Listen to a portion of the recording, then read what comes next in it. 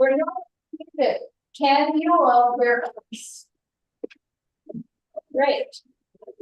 Yes, we can hear you. Okay.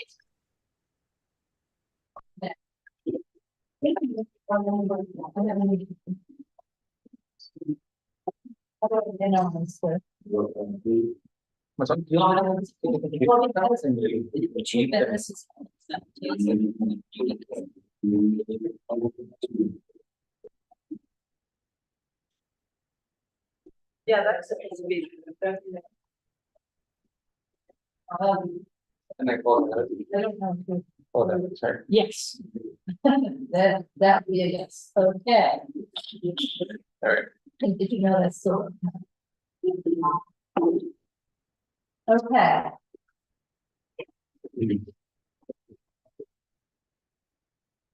Did we write that? We already. Yes. We were really to it.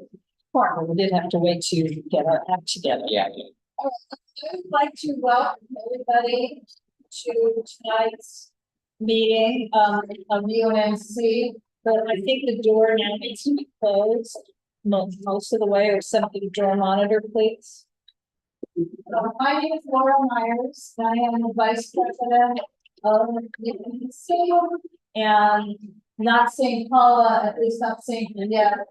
I will be convene the meeting, and the sound is breaking up.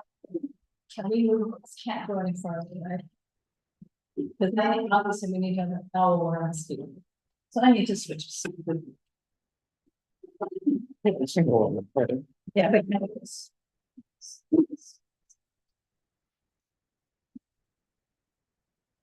Okay. Oh,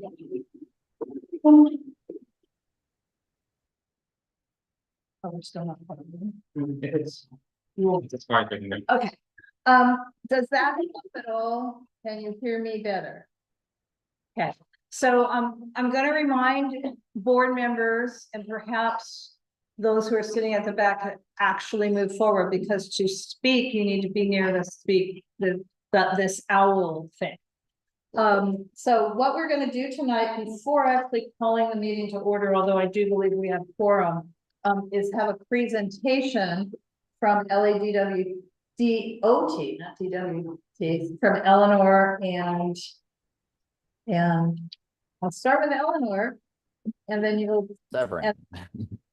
Who you're going to present? Which of you needs to be a co-host to get access? I'll be presenting. So if you can introduce yourself and tell everybody why we're here, if you don't mind.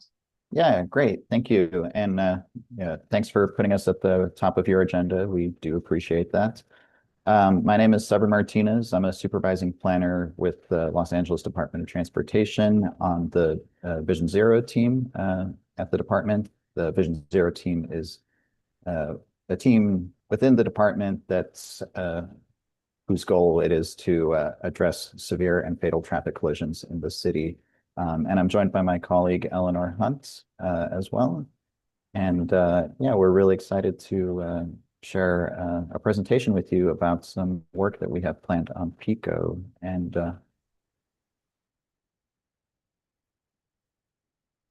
Don't mind me.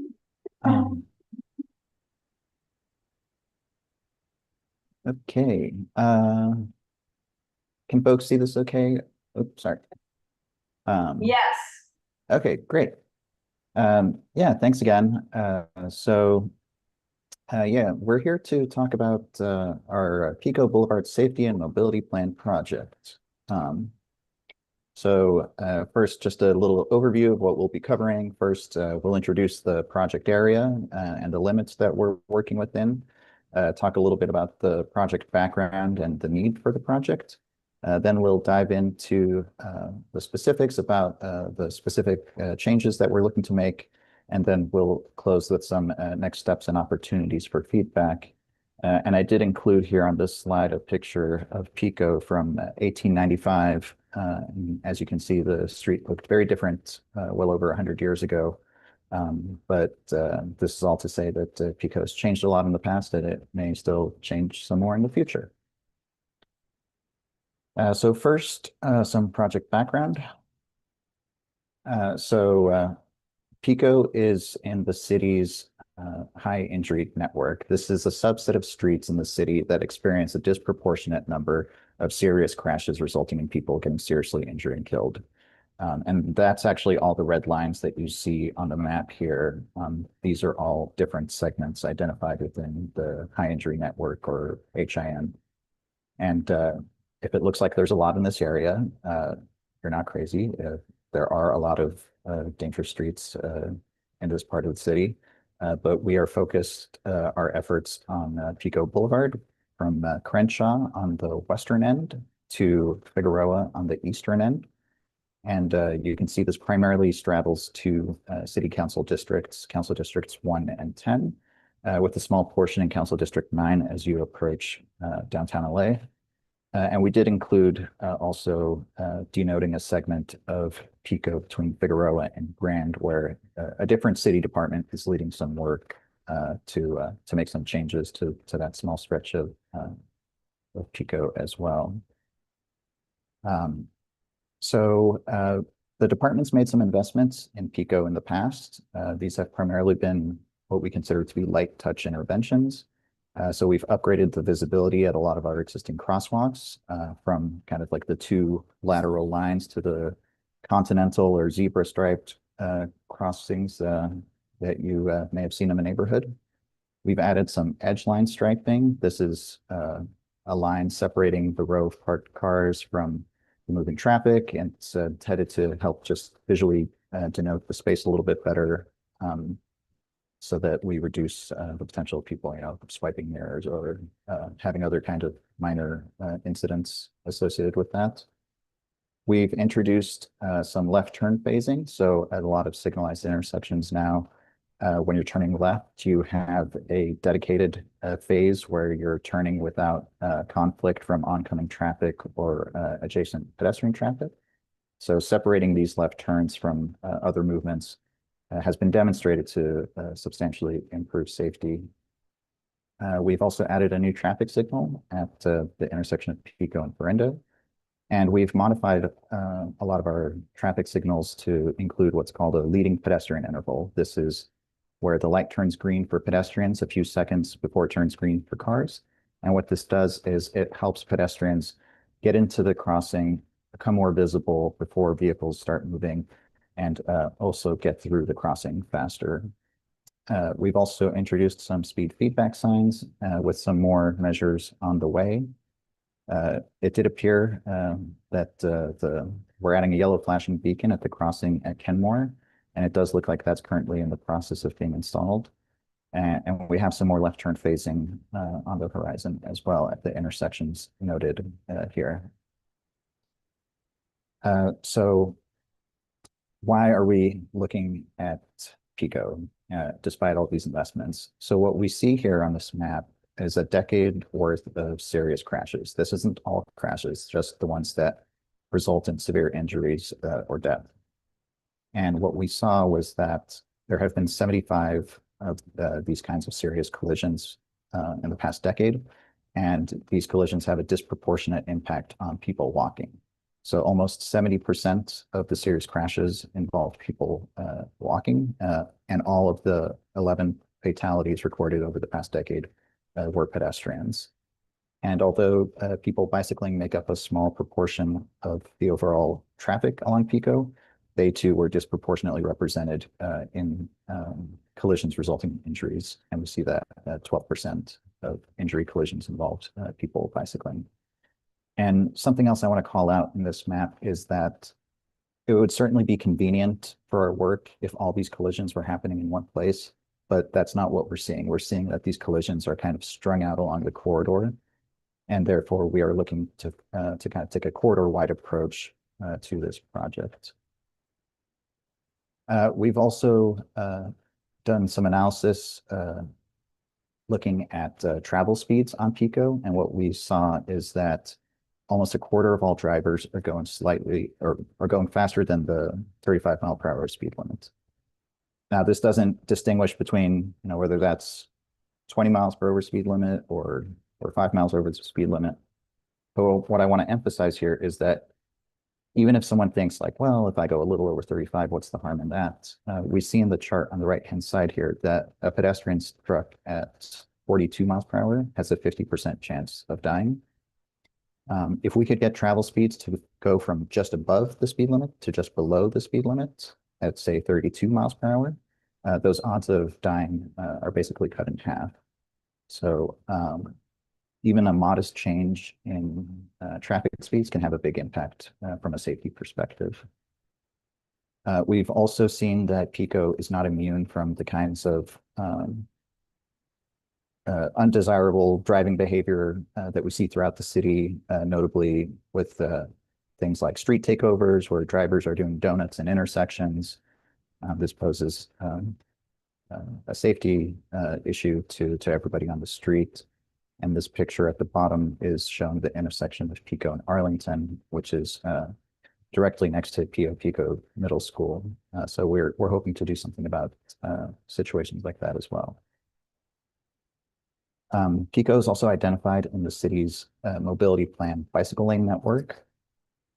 So every city has a general plan, and within that general plan, there is usually what's called a transportation element. In the city of LA, we call it the mobility plan. And what this is it's a long-range planning document that looks to shape the transportation in the city over the course of 20 years. And so our mobility plan includes networks for improving conditions for biking, for transit, for walking, even for driving. So it's really taking a citywide approach to shaping our transportation networks. And as mentioned, Pico is identified in the mobility plan's bicycle lane network. And from a connectivity standpoint, this project can fill a critical gap in the city's east-west bike lane network. On the western end, the street does intersect with 4th Avenue, which currently has existing buffered bike lanes. And 4th Avenue itself is just a couple blocks off of Venice Boulevard. So, and Venice Boulevard has existing buffered and protected bike lanes to the west of here. On the eastern end, our project would directly connect to existing north-south bike lanes on Figueroa in downtown LA. So we see this project as not just facilitating our Vision Zero goals of improving safety in the city, but it can also serve to implement our mobility plan's vision for the street. And we also see that our project corridor would provide almost direct access to a lot of large venues in downtown LA, some of which will be used for the 2028 Olympics. So this project could help people get around, help visitors get around when the Olympics come to town. And we're trying to encourage folks to take more transit and to do so safely.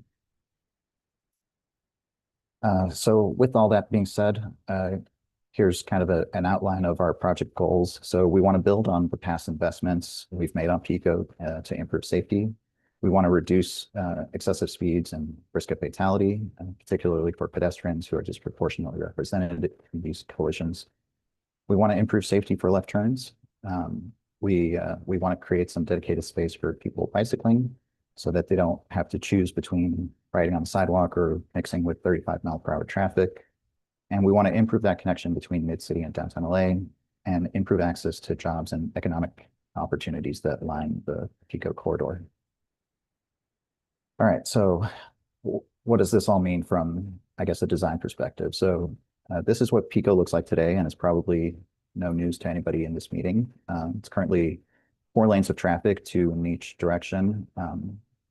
And at a lot of intersections and mid-block locations, we have situations where drivers turning left are doing so from the interior lane, which is also the fast lane. So this creates some conflict because you'll have people stopping in what would otherwise be the fast lane, and this can result in rear ends or people swerving to get around people making lefts.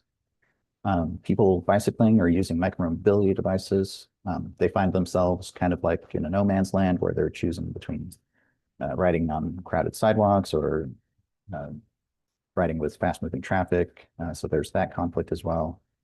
There's also limited opportunities for comfortable crossings.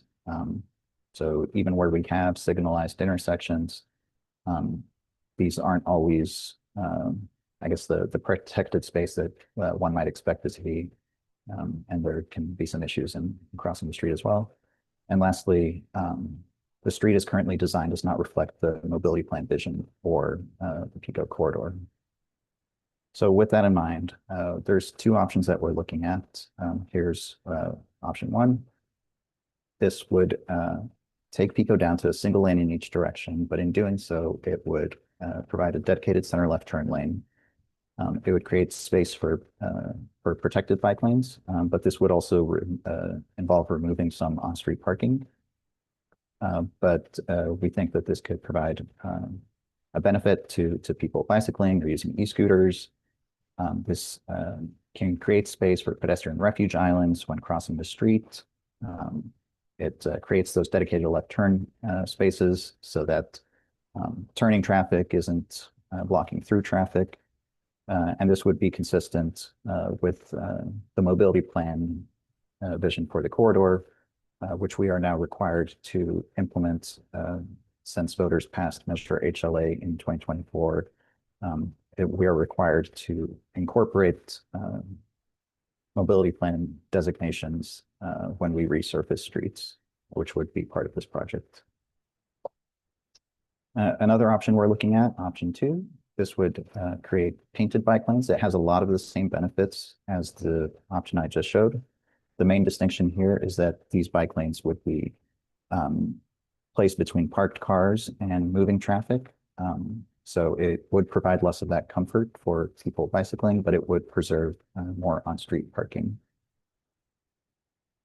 So one might ask, well, why are you looking at changing lanes, reducing lanes, all this? So as already mentioned, we are required to incorporate bike lanes as part of the mobility plan designation for Pico Boulevard, and because voters passed Measure HLA last year.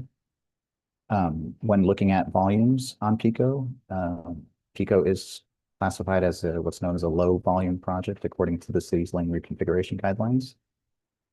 And we've done some traffic analysis that indicates that on a per mile basis, drivers would experience somewhere between 1 to 2 minutes added delay during the busiest times of day. So there would not really be an impact outside of the rush hour, but during rush hour, there would be some modest delay added there.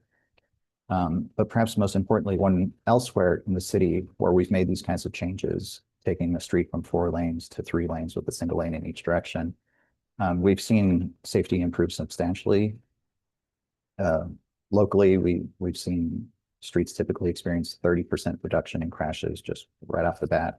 Doesn't matter if you're walking, biking, driving, just across the board reduction in crashes. Streets with this kind of configuration also tend to have fewer fatal and severe collisions, and that's kind of our bread and butter in Vision Zero, what we're trying to address. And our own local experience is mirrored on the national level. So the Federal Highway Administration has also looked at these kinds of street changes and similarly found that there's typically a 30% reduction in crashes and some other changes with some of the more specific types of collisions. So here's a slide just summarizing the 2 options that we're looking at. Again, we believe that these 2 options provide a lot of the same shared benefits, the main distinction being that the protected bike lane option would remove some on-street parking, and the painted bike lane would preserve more on-street parking. Both options would reduce Pico to a single lane and provide that dedicated center left turn lane. So next steps and opportunities for feedback. So we've been doing some engagement and we're excited to be here and to do more engagement. The pictures you see on the right-hand side are pictures from a pop-up kind of engagement activity that we did during the ciclovia that was held on Pico back in May. And we're trying to engage the community to build consensus and better understand the project benefits and trade-offs. We want to pick a preferred alternative and pursue design in the fall and winter. And then we are looking to start actually constructing the project sometime next year. So this slide shows some of the activities that we have happening over the course of this month and leading into September. So we're attending all the neighborhood councils. Thanks again for having us. We just presented to the local bid the other day as well.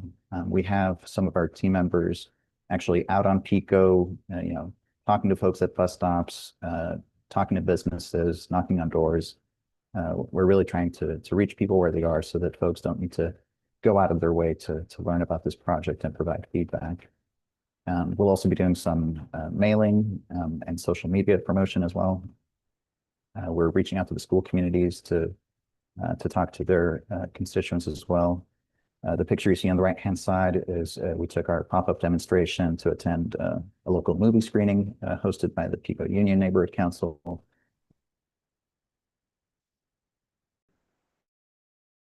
So certainly if there's any events that, if you scan the QR code, it'll take you to a survey we have for the project.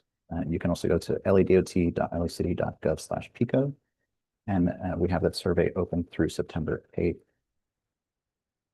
And yeah, that takes us through the end of the presentation. And we're happy to take questions, comments. I think Eleanor's taking notes. I can toggle back to any other slides that folks may want to see. So yeah. Okay, thank you very much. This is Laura speaking. I'm going to remind or tell for the first time folks in the real room that if you wish to speak, it's not just that you need to raise your hand, but you need to walk up here and speak near the owl, so that the folks in the Zoom room can hear you. And you also need to identify yourself because our AI transcript just will say it's UNC president speaking. And so if I speak, this is Laura, the transcript will say this is Laura. So I'm going to ask the first, no, I'm not. I'm going to say that we have hands in the Zoom room, but do we have, usually the protocol is to take hands in the real room, but then you need to come either side, either, pardon? There's a microphone too. Oh, Yeah. oh, I did not know that. So introduce, you can say who you are. Good evening, my name is Tamara. I have a question about option one, specifically with respect to there was a note on there about the ponds, and that it would remove some parking. Could you elaborate on what some parking means and what the actual impact would be? Yeah, sure. So on a typical block, parking would be removed on one side of the street. We would potentially have the flexibility to alternate which side is affected in order to preserve the most amount of parking that we can, if that's something that folks are interested in. But yeah, that would be the main kind of trade-off there. Any other? Chris? I guess you could line up near the owl if there are others who have questions here. My name is Chris Carlson, and I noticed both on your elevations, but also the overviews, that the tree canopy and shading is quite uneven along that corridor. And is there any significant greening that's being incorporated in this project so that as we go forward, we're not just a heat island, mega strip through the city, but we're actually creating some shade and cooling those new bicyclists, pedestrians, and others that are hopefully going to take maximum advantage of this corridor? Yeah, so I have good news and bad news. I guess I'll start with the bad news, perhaps. So us being the Department of Transportation, folks may not love to hear this, but trees are outside of our purview, unfortunately. That's led by our sister agency, Bureau of Street Services, or Streets LA. So I guess if that is an element that we would look to incorporate, like filling in existing empty tree wells or something like that, that would be something that they would have to take on. Having said that, this project, by creating a dedicated center left turn lane, if there are situations where there may not necessarily be a need for left turns, maybe it's like near some older store frontages where, you know, that predate driveways, or maybe at a T intersection or something like that, where there might be limited demand for making left turns. Those could be future spaces to incorporate street tree medians. That is not funded as part of this project, but it would create that opportunity space in the future with either option. Yeah. My name is Ed Saunders. I was just curious on have you any statistics or analysis on how it's gonna affect the other east-west major streets? Because I, as a driver, avoid streets that have been sort of narrow. What's gonna be the impact of the other major east-west streets in our neighborhoods? And will that cause delays, and what analysis has been done on that?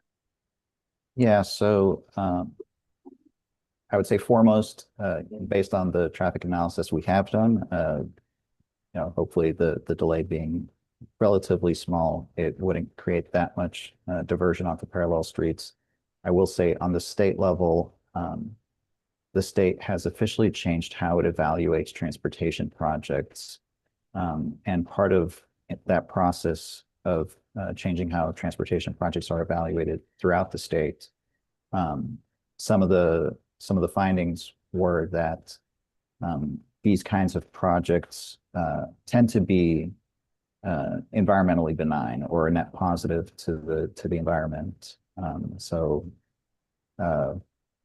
Yeah, that's all to say, you know, every corridor is unique. We've made these kinds of changes throughout the city, but we recognize that, you know, some streets may have more enticing parallel alternatives than others.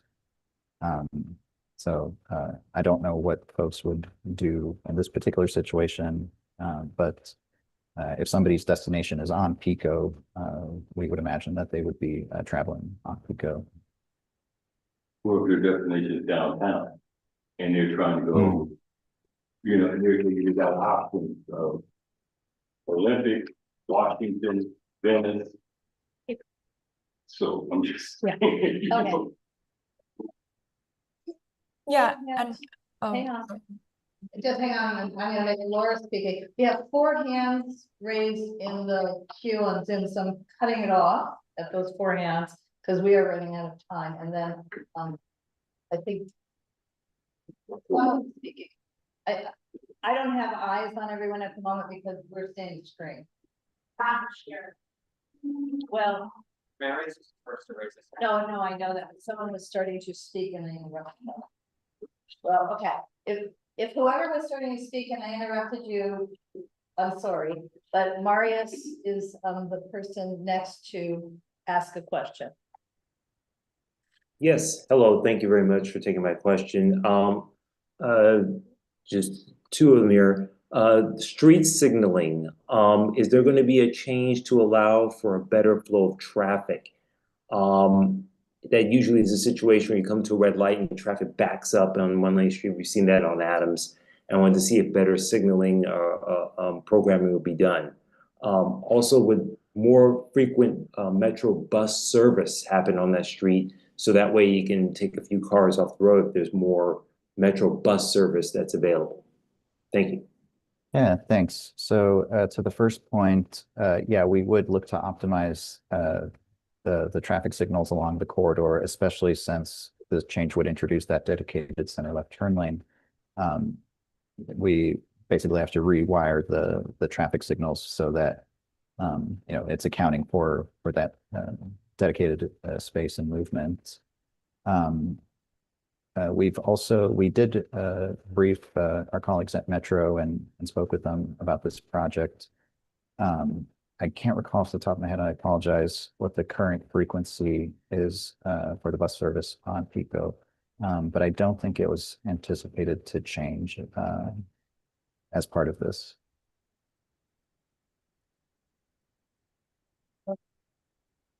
Steve? Hi, I'm Steve Peckman from Jefferson Park. I think I have two questions. One, I really appreciate the presentation. You've Steve, get one question, please. We've you've got to move on. provided us with some really compelling data, but I wonder, what does the data show in terms of the significant reduction in crashes that would be proposed with the changes? What do the data, and I appreciate that, right? That's a significant reduction. But what do the data show about the impact on the businesses?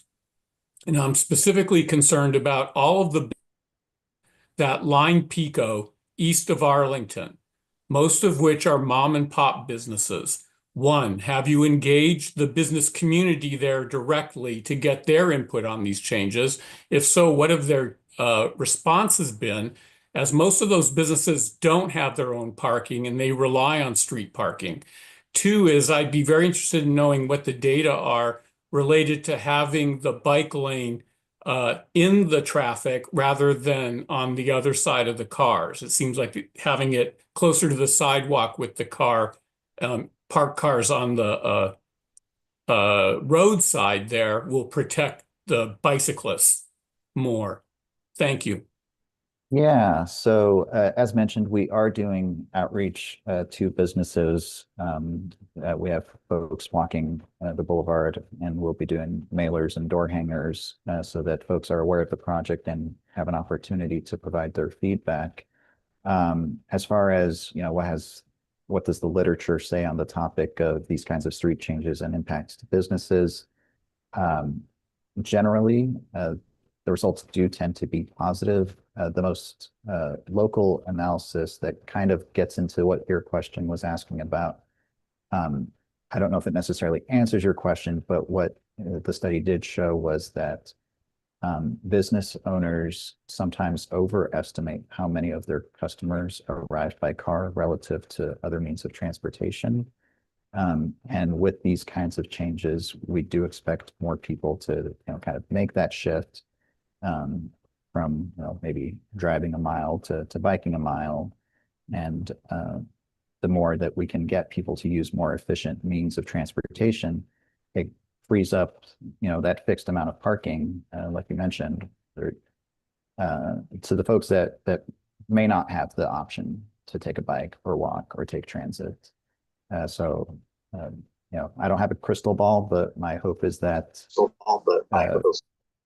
that the project would be neutral to potentially positive on that front. Okay. Michael, and can we actually limit to one question, please? Yes, Steve, an excellent presentation. Looks well thought out, although I have not seen nor heard of any plans to install cameras to monitor both the intersections and speed along the corridor. Appears to me that cameras mounted would defer people from making illegal turns and possibly increase the safety, as well as discourage any takeovers of the intersections. Could you comment on that? Sure.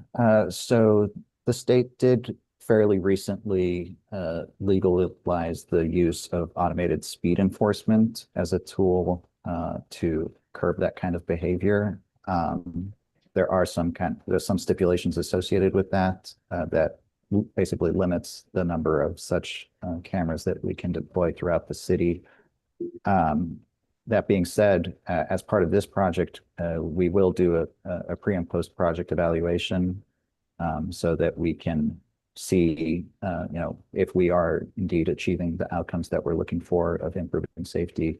And if there are certain areas where it may be falling short, we can look to augment that through some additional measures so that the street kind of has a self-enforcing mechanism so that, maybe folks just won't even consider the idea of speeding or doing a street takeover just because it would be frankly uncomfortable to do that. Okay, the last question is from Show King. I know I see another hand, but I had already said Show King in for last. Show King, one question, please. Hi, thanks for the presentation, Mr. Severin. My question is regarding the lighting along the corridor. And you mentioned something about a 20-year goal or something of that nature. Now, are we looking to make these improvements for the Olympics, or is it for the longevity of the corridor itself? And I think that will greatly help decide, like, for me anyway, like which way. Because I know the city, I believe, has a goal to not to have mostly walking and pedestrian traffic more than cars in 2028 for the Olympics. And I'm wondering if that is along those lines, or if we're looking beyond the 2028 for the corridor in general. Yeah, so thanks. Yeah, just allow me to clarify. This project is grounded in a desire to improve safety. And as part of improving that safety, we are mandated to incorporate bike lanes because of the voter-approved Measure HLA. Now, it does just so happen that P-code is able to serve these connections to some of the Olympic venues, but that is, kind of tertiary or secondary. It isn't really the emphasis of this project. And yeah, to your point, when the Olympics do come here, I think the figure I've heard is something that's going to be the equivalent of 7 Super Bowls happening every day for 2 weeks straight. So to the extent that we can encourage people to use more efficient means of getting around, taking transit or walking to transit or biking to transit, that certainly would have a short-term benefit for the duration of the Olympics, but it would have the long-term benefits of safety on PICO. Okay, thank you very much. I had sent you via email a question, which we can handle the answer via email and not take up any more time tonight. And this is Laura speaking again. And I really do thank you very much for this presentation, and it's very thought-provoking.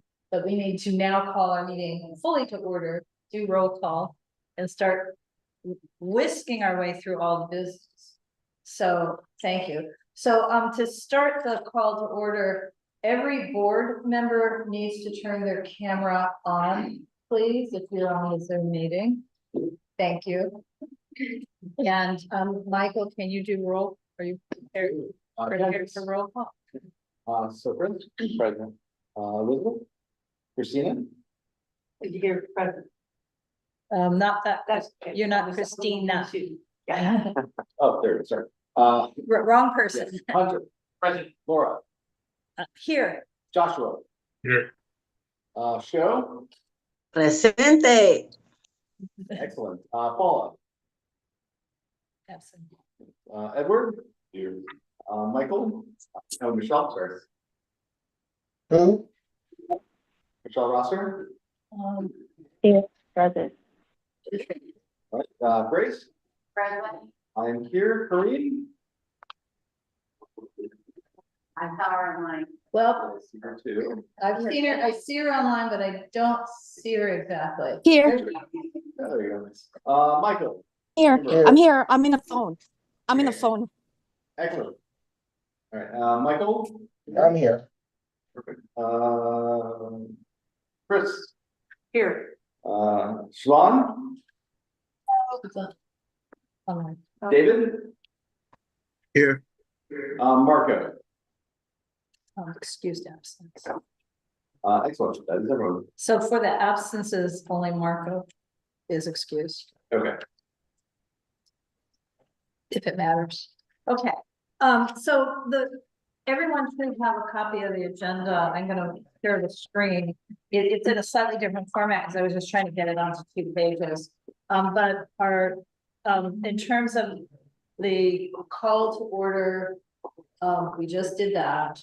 The roll call, we just did that.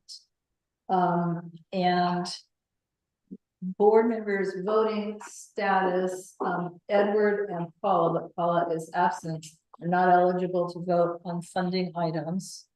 Of funding items. Okay. Yeah, no, I understand, but just for tonight, for funding items. our bylaws are a little bit quirky, so people have returning board members have time to do their ethics training, but Dunn is who decides who's not eligible on funding training. And thank you very much for our new board members, or at least most of you have taken all of the training, which is yay. And so we're gonna quickly review this agenda. We have public comments and announcements on items not on the agenda. It says 1 minute per person, but we're gonna max it out at 5 minutes total. Government agency reports. We have candidates for our vacant UNC governing board seats, so we're gonna try and take care of that to help us with quorum. Election of officers, funding requests, there are 3, a tree planting event at 6th Avenue Elementary. Friends of Jefferson Park, HPOZ requests help with their website, hosting it. Congress of Neighborhoods, which is the event in September, is funded through neighborhood council, so there's a request for us to join that funding. Printed on your agenda is a proposed community impact statement that got tabled to us. So if we can get to it, it's printed right there in front of you. Grace, the next item 8 was another was to be a CIS. Did you, right? You've got copies. So perfect. So we'll have a community impact statement to vote on. For those online, we'll need to just listen to the words. We'll get an update maybe on the cannabis application from the hearing that was today. An update if we have time and about our possible parks, green space conversion and usage for city-owned parcels. I'm hoping we get through all of this efficiently. We have a document, the Neighborhood Council end of year review. Thank you, Candace, for preparing it. And we just need to sort of vote, yes, we'll have them turn it in, but we should look at it. And then our normal executive committee items, I already just did mine, which is the training. So that's done. We won't be doing the secretary's report because secretary isn't here. And so Candace, it'll be basically you. And the only committee that I had details on was planning and zoning, but we were not gonna take a full action on that long case. Don't worry about it. It's gonna be really late, but we're not gonna have to. And then if we get to it, a discussion about the planning, well, we need to appoint some representatives to the South LA Alliance of Neighborhood Councils and the Los Angeles Alliance of Neighborhood Council and budget reps. So ideally we do that this month, but if we don't, we don't. And that's it. Are there any questions? Okay, moving on. Next item of the agenda, government agency reports and comments, CD10 report. We have Council District 10 in the room. In the physical room. So you need to introduce yourself for purposes of our transcript. I just wanna, 5 minutes max for. 5 minutes max and say your name. And I just got a little something to add to that. Okay. 5 minutes max, please. I'm Elisa Rivera from CD10. I am coming to talk about it's getting close to summer end, but we have a lot of fun activities for everyone. Starting with tomorrow, we'll have movies in the pool, first one ever. We'll be screening Shark Tale 2, and it will be at Michelle and Barack Obama Sports Park. It starts at 6 p.m. In pool. Yes, in Okay. We're having a broom contest afterwards. August 15th, we'll have our last movies in the park at Chateau Rec Center. And we'll be screening Wild Robot. Again, that starts at 6 p.m. And that'll be our last one for the summer series. August 9th, which is tomorrow. Yeah. We'll be, no, Saturday, sorry. We'll be South LA Pride from 10 a.m. to 8 p.m. That will also be at Michelle and Barack Obama Sports Park. We will also have Genesee Center will be hosting a backpack giveaway at Leimert Park on Saturday from 10 a.m. to 2 p.m. with special performances. And then our office also has our Splish Splash Days. The next one will be August 9th at Genesee Park from 10 a.m. to 3 p.m. There will also be one on August 16th at Westside Neighborhood Park. And the last one, August 14th at Rainier Park. That one will be on a Sunday. And then other fun news, we have August 12th, movie night at Leslie Shaw Park. And it'll be 3 p.m. until the movie ends. The movie starts at 7 p.m. And there'll be food at all of our events. And then last but not least, we have two very fun events that will be at the end of the summer. We'll have West Adams Avenue's Jazz Festival, which will be in the Adams Avenues on 7th Avenue from Adams to 25th Street. That'll be the 29th through the 31st from 6 p.m. to 11 p.m. And then Leimert Park Jazz Festival will be at Baldwin Hills Crenshaw Plaza. It'll be 11 to 8 p.m. on Saturday, August 30th. Have a fun summer. I'll see you guys at some of those events. Thank you. Sorry, August 3rd, this is August 7th. Did you say August 3rd? 30th. Oh, okay. Yeah, the Saturday of Labor Day weekend. I'm Jeff Camp, Senior Field Deputy. Many of you know me. One of your very own had a birthday yesterday, and I'd like you to join me in singing happy birthday to your Vice President, Laura Myers. 1, 2, 3. Happy birthday to you. Happy birthday to you. Happy birthday to you. Happy birthday, dear Laura. Happy birthday to you. I'll get you later.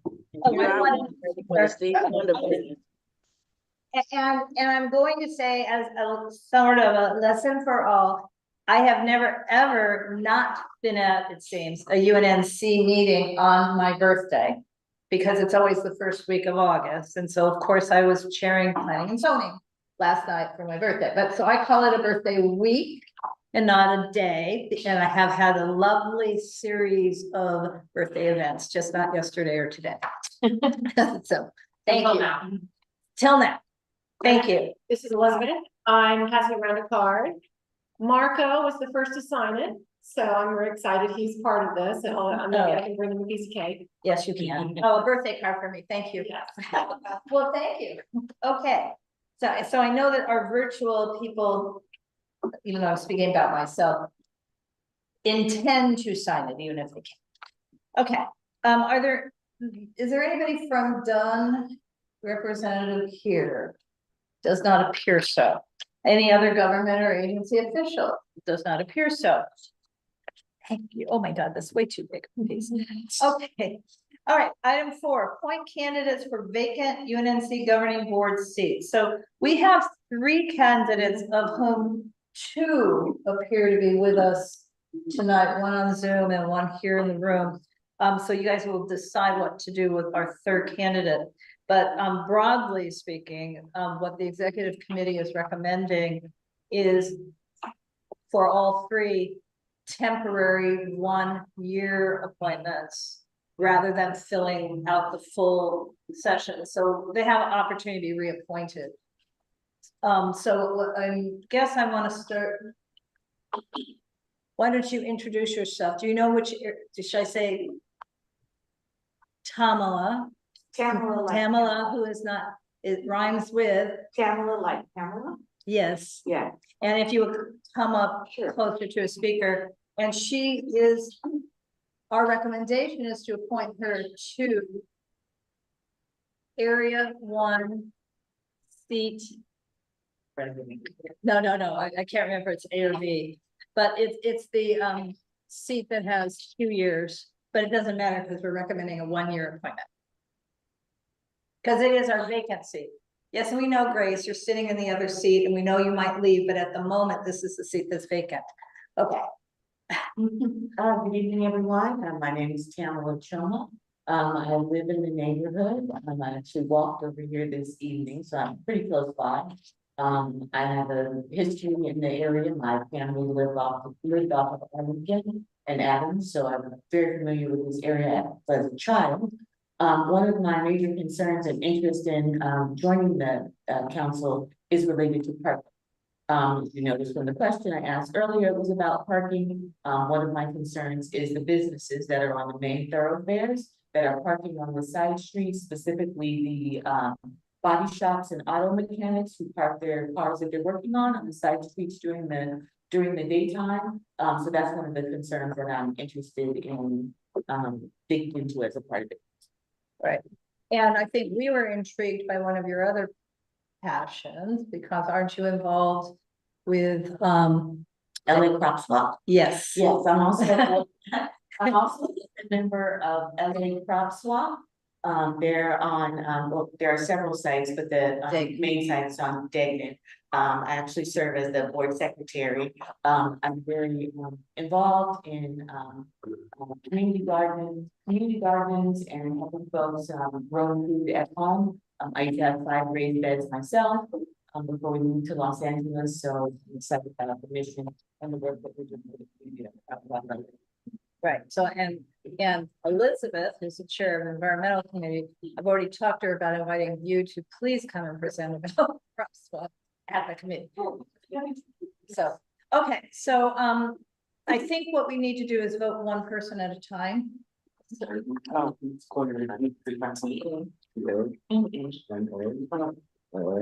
last name, CHO, and is in my. Okay, so if it, does anybody have questions? I know I'm rushing everybody, I'm so sorry. Oh, good. So I would like to hear a motion because I'm sharing, I can't make a motion. Actually, executive committee makes a motion, so that'll be Michael.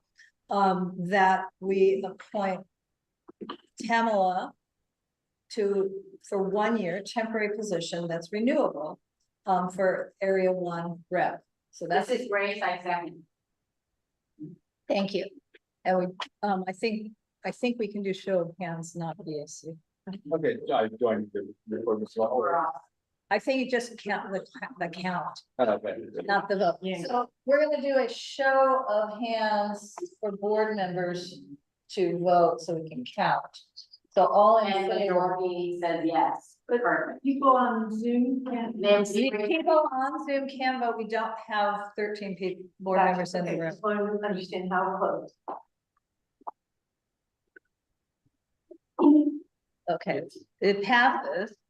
So then how many board members do we have in the room? Since she's now here. 1, 2, 3, 4, 5, 6, 7, 8, 9. Yeah, we're still good with people on Zoom voting. Okay. Okay. I'm sorry, if you like to vote in upcoming. Yeah, unless you've done all the. Yeah, technically, she hasn't even done the code of ethics, so. Welcome. But welcome anyway, but her counts for forum as of now. Our gift to you is training. Maureen, is your hand up with a question or is your hand just up? It's up to be included. Okay, she voted. Thank you, Doreen. Thank you. Okay, our second applicant who's present is Cesar Garcia Gonzalez. Do you use the Garcia or just official? I usually just go by Garcia. The Gonzalez Oh, do you use it? Yeah. Okay. mainly. Got it. Yeah. So, Cesar, as you already know, has been working on a project that, if appointed tonight, it'd be Area 5, and it's the 2027 seat, but it's still a 1-year appointment at the moment. So, Cesar, can you say hello and introduce yourself and say Yeah. why- Hello, everyone. I'm a dad. I'm a dad of 2 of newborn just now, not too long ago, 3 weeks ago now. I'm also a high school math teacher in South Central, and I'm a park advocate now. We want to make more parks accessible to the neighborhood, so we're making it happen. Okay, I hear Heather has been proposing and motioning some parks now, so this is really good news. So yeah, I'm here to move that along. Does anybody have any questions for Caesar, or can we again take a motion? Great. So executive committee again recommends appointing Caesar Garcia for 1 year temporary appointment, but is renewable for the Area 5 seat that is a 2-year seat, expires in 2027. I'll second that. And it was seconded by Hunter. So first did by Michael again. And so we can just do this by hand vote. All in favor? Okay. And any opposition? Okay, Hi Chucking, your hand is waving. Is that a opposition or a yes? The vote, yes. Okay, thank you. Okay, Caesar, congratulations. We're gonna get you into testing. It's many hours ahead of you, but luckily you're at home. You can do it in between baby feeds. Thank you, yes. So, okay, and the third person is not present, so I feel like she has actually emailed me saying she would be on Zoom, so I feel we defer it. I don't think we should appoint anybody. Who's the next item? Yeah, okay. The next item is election of officers. So, I think I just want people to tell me, does anybody want to be an officer that we don't already know? Okay. I'll be secretary for Right. losing my vote. Well, what we're doing, I think, this is my recommendation. My recommendation is instead of appointing for a full year, let us appoint for 6 months. I am willing to be president, and then we will think about it again in 6 months, because you might be getting real tired of me, or my health might not. I mean, I've been running things, but I'm not officially president. Candace, I know, is willing to, for 6 months more, do treasurer. And I'm hoping she's our president-elect coming in after me. We do need a vice president. In my opinion, because I've just been doing more or less both jobs, so I really like to not say, oh, I'll be president, but still do both jobs. So I'd like to see a vice president. We need signatory, and Michael, are you willing to continue? And Michael's willing to continue. So we need a secretary and a vice president. You said we need secretary. I would prefer secretary. Okay, so does anybody wish to be vice president? And how many arms am I gonna need to twist? Okay, let us leave the vice president.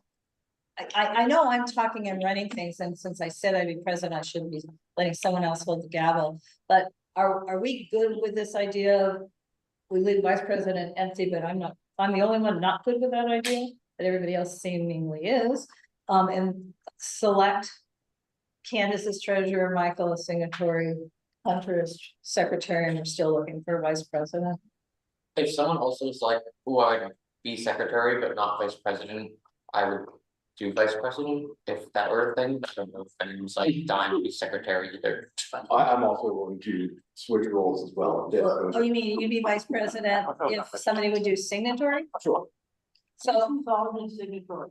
pardon? What's involved in signatory? So the signatory, first of all, is a financial officer. So part of what's involved is that they have to do different financial training. They have to do the financial training with the clerk.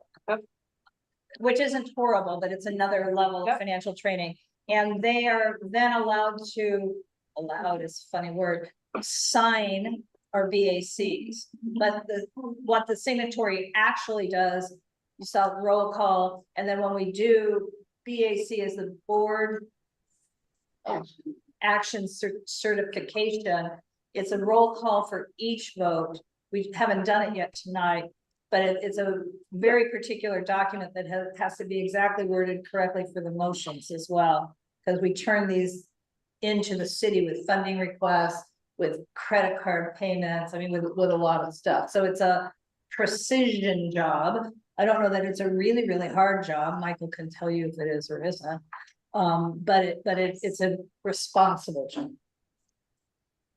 So if somebody wanted to be signatory, well, Grace, you were signatory. I told Chris, I think Chris was willing to step. Is this a 6 months we're looking at? We are looking at 6 months. I can do next 6 months.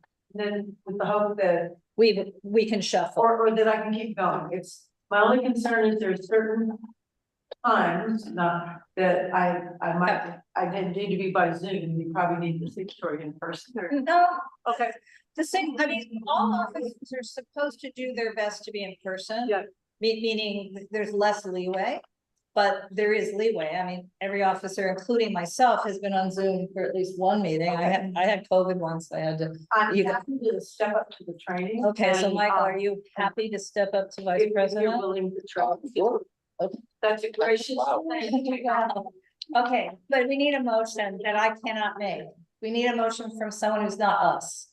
The motion would be to accept by acclamation in this order, Laura, Michael, Candace, Chris, Carlson, Hunter as our new officers for a 6-month term.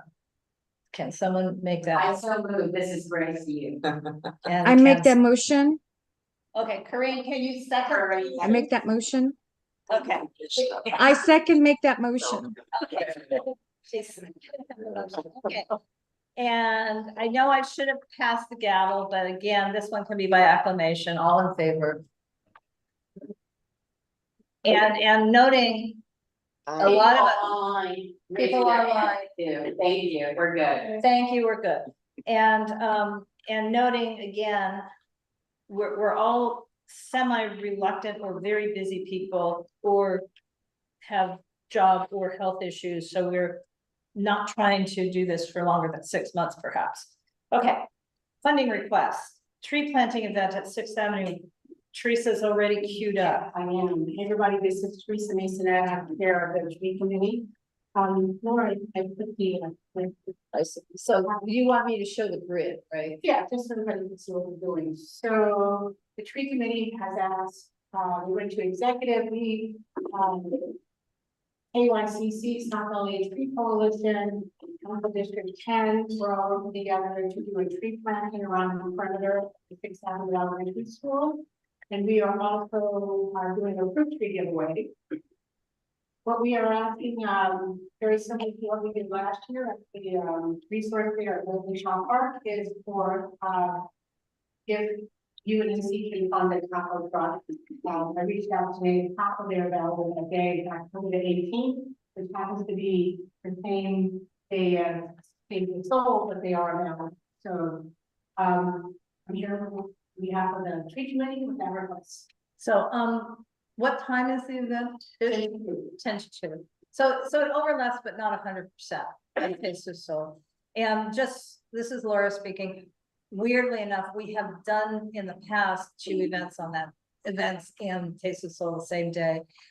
It might require, if we want a booth at Taste of Soul, for a couple of us to go to Taste of Soul and not the tree event. But Well, like Taste of Soul is pretty popular. I'm happy to do the tree event and be there all day for you and see. Thank you very much, Hunter. So what the process right now is that people would come, and now that we have a tablet, they would sign up for the UNC newsletter and receive a ticket to then get a president and trees. Okay.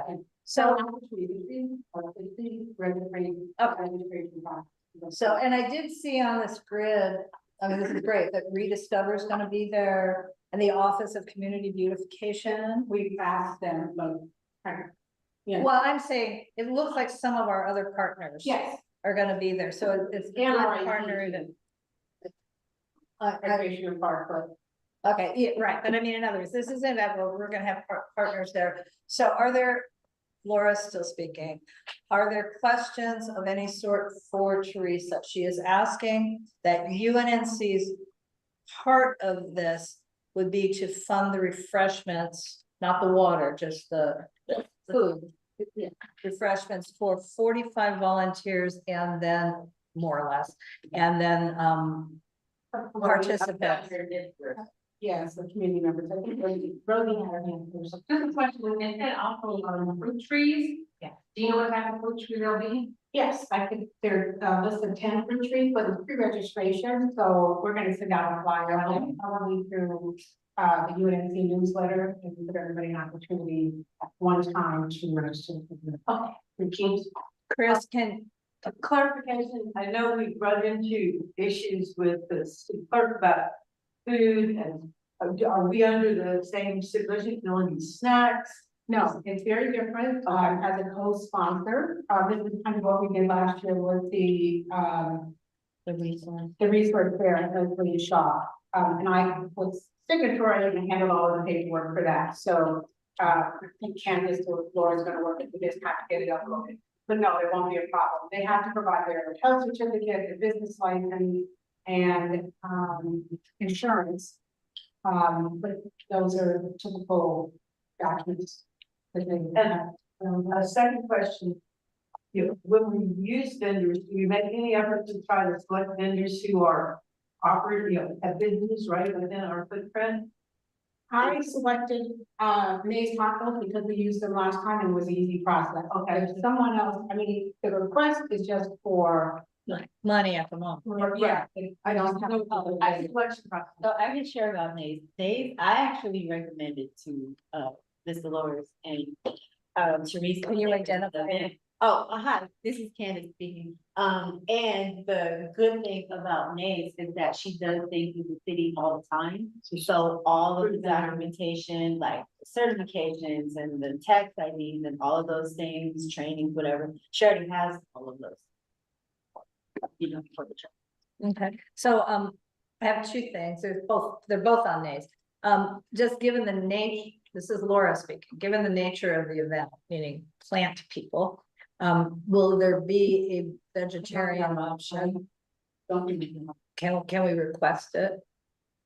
I'm sure they can request it. Yeah, but I looked on their website for their regular stuff, their catering, they did seem to have some vegetarian items, so.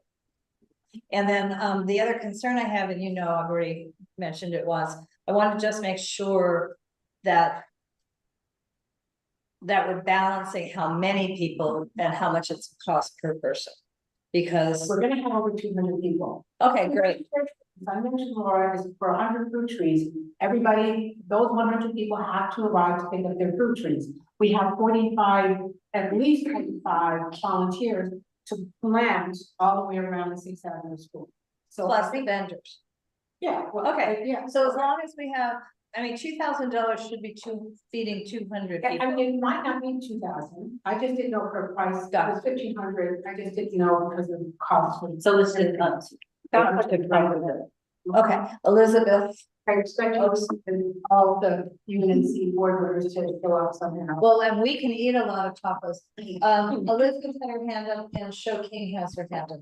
This is providing something for every volunteer and potentially every vendor and everybody that shows up. Correct. What is that little package gonna be? Is that 2 tacos and chips or salsa? Is that a package or is that to order? Last, I think it was a plate of 3 tacos, but I don't know because the rising costs, what we're gonna get this time. So it could be 2 tacos and rice. I'm unsure. I wanted to wait to the food on the front. Yeah. Okay, Show King, did your question get answered with Elizabeth's question? I just wanted to, hi, Miss Teresa, you look great. I just wanted to second the request for vegetarian options because at these events, everyone turns vegetarian at these events. Like, even though they probably eat everything, for some reason, at big events, everyone turns vegetarian and it leaves the real vegetarians kind of out a little bit. So I just wanted to reiterate that. It's crazy how many vegans become vegan that day. Yeah, we're not asking for vegan, just vegetarian. Vegan would be great. Well, okay, but. Okay, I need to, the executive committee does recommend that we fund this up to $2,000. I need a motion to that effect from Candace or Michael? I recommend that we provide the funding for Nate's food truck up to $2,000. Not Nays, just food. Oh, food truck, sorry, food. Up to $2,000 for the tree planting event at 2,000. And is there a second? Chris, second. Okay, Chris Paulson, second. okay. Candace moves, Chris seconds. All right, let's roll. Candace. Wait, Oh. do we have discussion then? Is there any- So that's what we were just doing. Oh, do you have another question, Elizabeth? Yeah, is it just to the general group, because we're all voting on it, it seems like absolutely the volunteers, three tacos. We can't have food for Absolutely. some people and not others at a public event. I'm just wondering if people who show up get a free group. Yes. fee, could contribute $3. No, we're not allowed to. People getting, No. this is a community event, it's a community block party for everybody that lives around. Okay, there's Okay. nothing emotional about my question. Okay. And the idea, and the idea that just money is limited and I just. Then vote no. Oh, dear. Then vote no. I don't think the tone. Okay, we have discussion, I believe it's a motion on the floor. I object publicly to a tone of intimidation here. I want that for the record. It's all being recorded. Okay, You're on all right. day 6 of 14, Yeah. 30, 40 minutes. So Elizabeth, I will say by way of explanation. No, you don't need to explain. I hear that it's not against the rules. Okay. I get that. All right, all in favor of this motion? And you are welcome to vote no if you're not in favor. So all in favor, forget it. We do a BAC. So sorry. So sorry. I'm forgetting my role. That's towards the end of my role. Okay, and again, our new board members may not vote, and sorry, Ed, you can't vote on this. It's a funding request. Candace. Yes. Severin. Yes. Elizabeth. Yes. Hunter. Yes. Laura. Yes. Joshua. Yes. Joe. Yes. Michelle. I'm in favor. Good. In favor. Okay, Grace. Yes. I'm a yes. Kareem. Yes. Michael Kimbrough. Yes. Chris. Yes. Siobhan. Yes. David. Yes. Excellent. That is everything. Okay, 6B is, the Friends of Jefferson Park HPOZ have a website, www.historicjeffersonpark.org.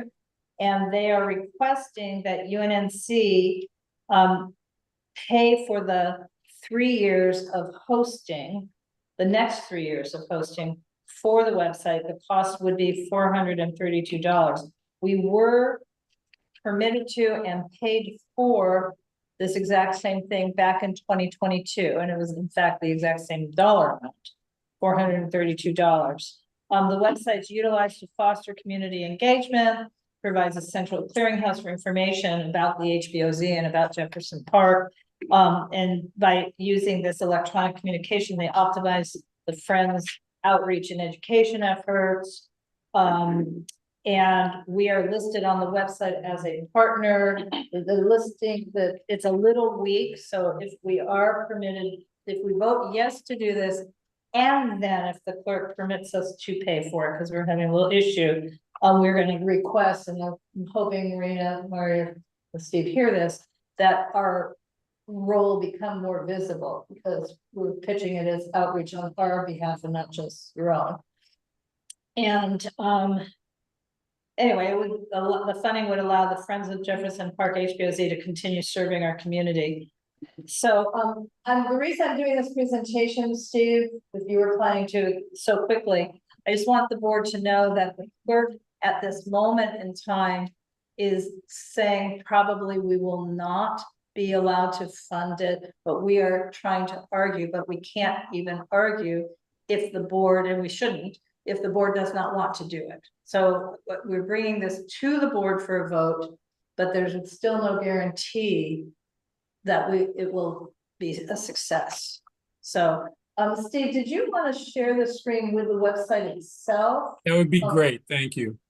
And, but how do you? So can you see this? Yeah, oh, yeah, that part, yeah, I don't want you to share your funding request. We don't have time. I was asking if you can share the website itself. Well, this is the front page of the website. Okay, I thank will you. go to the UNNC component of it. Thank you. So I just do want to say that we get 247 unique visitors a month, which is pretty incredible for a small community website. So UNNC is referenced on every page. And then there is a whole section of community contacts of which UNNC has a section, and again, a link to the UNNC website. So we're happy to promote UNNC. We're happy to give you a larger spot. I just don't know exactly what it is you're looking for, Laura. Well, I'm looking for anything the clerk would say, okay, that's swell. I think, I mean, just for logo purposes, I think what you have is good, but yeah, maybe just our new logo somewhere at the bottom there would be great with the color in it. I think that would be the one thing that I would Right, suggest. and the corrected, this was sort of correct 3 years ago, but it's not really anything we use anymore. The 4 letters. So the new logo, is that what you're saying? Yeah, I can send that to you. Okay, Yeah. that would be great. Yeah, we're happy to do that. Well, we figured you would be.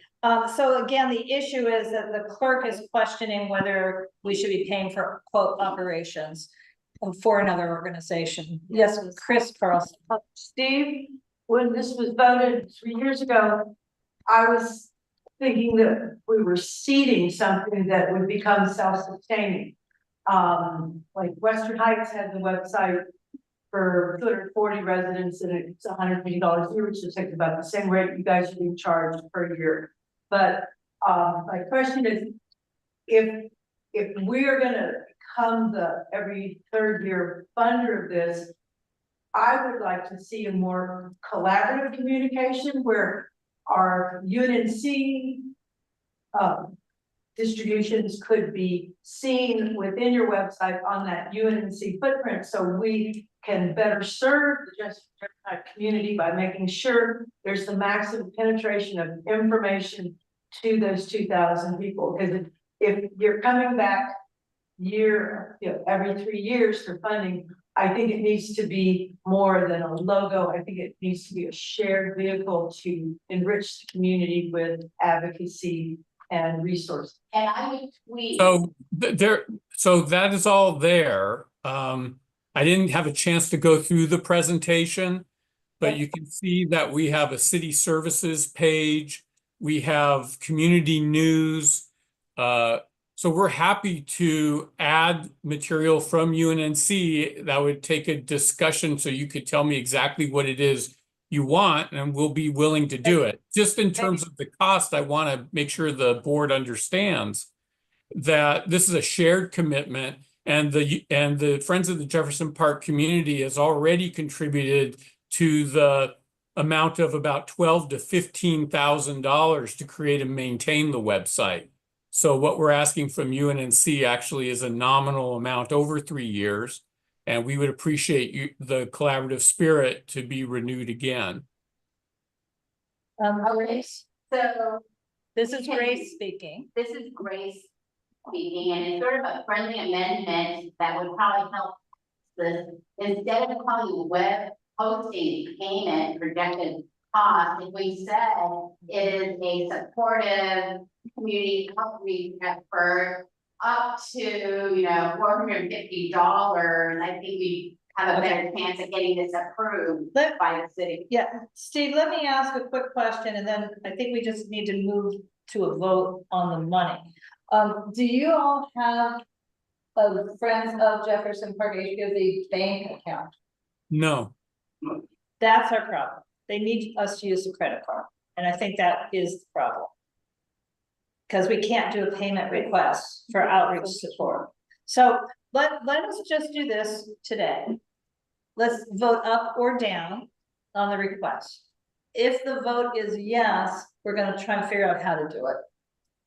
If we can. And it's that simple. So Is there a motion? Oh, I will share just quickly. I see that people have questioning ILO. If you want to know the deeper, like rationale that the city shared with us, I can share with you. Well, it's just, well, because it's 25 after 8. That's what I'm saying. Yeah. So if you have questions, you can ask me after the meeting. Take care. Right, right, because we'll have we're gonna continue to have conversations. Because it's not just this one, we're having an ongoing issue on a category of topic. But I need a motion from anybody. Wait, discussion and then a motion? Well, that's how we're doing it. We used to do a motion and then discussion. Elizabeth? I know we're in a hurry, I want us to make a comment that I feel the inequities in our little communities. Like in my neighborhood, there's us and they're across the 10 is them. It's just the feeling of where the owners, they're the renters. They're not HPOZ, we are, I'm feeling that.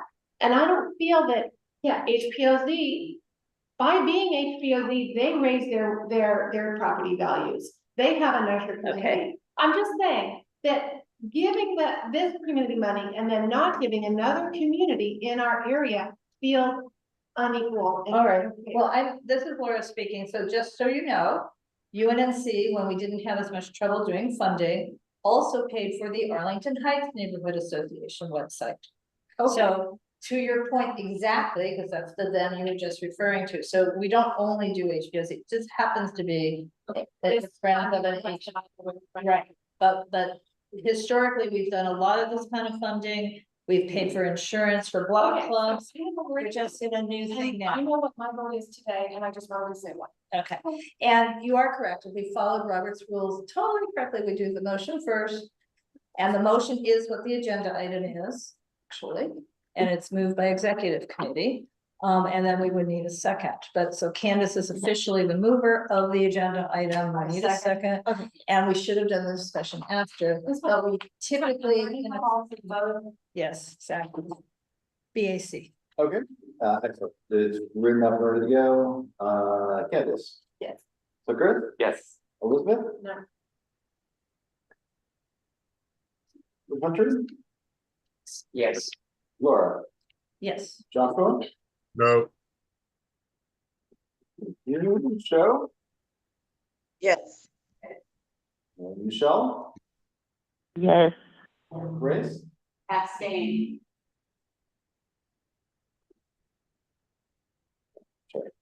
I'm a yes. Green? Abstain. Michael? Yes. Kimber? Chris Carlson? Yes. Siobhan? Yes. David? Abstain.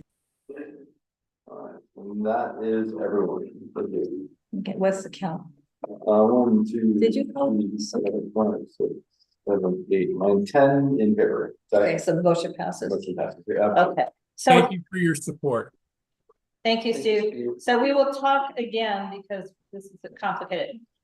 So to Elizabeth's point, 6C, I move that UNNC fund the 15th annual Los Angeles Congress of Neighborhoods. My motion at the moment is up to $1,000 for the Congress of Neighborhood that takes place on Saturday, September 27th. Is there a second? And then we'll discuss. Friendly amendment, Sure, up to 500 instead of 1,000. that's fine. And is that's a friendly amendment, but we have no second. I second friendly amendment. Well, no, I mean, at this point, because we have no second, I'll change my motion. We'll do up to 500. Up to 500. Second to change the motion. Okay, we have 3 seconds. Okay. So that'd be Elizabeth, Grace, and Chris Carlson. Okay, so by way of explanation, this was a request from Teresa. Thank you, Laura. So I would like to make 2 points. One, last year, we had a carryover of over $10,000. So it's not like we're not supporting all the different communities of UNNC. We do. Secondly, I've gone to several of the congresses. I went last year, Laura, Candace, Laura, we all attended it. It's a, if you're interested in finding out about the different city departments, meeting other neighborhood council members, it's a great opportunity to come out early. I think yeah, it's a really wonderful opportunity. Anyway, they have limited funding. Also, they have reduction in funding for the budget cuts this year. So they're asking all the neighborhood councils to support their event this year. So the $500 would be fine. Right. I am happy to support them. I think they deserve the money. Last year we paid them and our logo was not included in the material because we were late. So I think that regardless, we should have them do it for free this year, like they said they were going to. And then if you want to give the money anyway, that's great. I'm sure he's not here today, but Alfonso, who's on that committee, would have him. Hopefully, I know we had an email thread about it, so it's written down somewhere. I'll try to find it. Oh, see, I don't remember that. All I can say is, because I never say no to things, but I've apparently been asked to sit one more time on a planning 101 panel, this time with the city planner, who is preparing it on behalf of city planning. So, and so they apparently, they don't believe the planning department's gonna be honest enough. All right, vote. We need a motion. Yes, we did. I know that. Is there more information online? Can you just like give a description? Is it just like Actually, they have a thing for that. or is it? Complicated event with many different panel discussions, like we're putting out. It's fun. It's cool. We have a bunch of stuff you can sign up for. Yeah. There's like a website or something. Yeah, thank you. Okay, he's gonna find it. Okay, we can. Yeah. Sorry, who was the second? Oh, there were three, but Grace, I guess. Okay. Grace, Chris, Elizabeth. Okay, sorry, I was confused. Well, I was confused. The motion or the- It's fine. Yeah, awesome. Okay. Candace, Yes. so Chris? Yes. Elizabeth? Yeah. Hunter? Yes. So Laura? Yeah. So Joshua? Yes. Joe? Yes. Edward, sorry, Michelle? Yes. Grace? Yes. On the yes. Kareem? Yes. Yes. Excellent. Michael? Abstain. Thank you. Chris? Yes. Siobhan?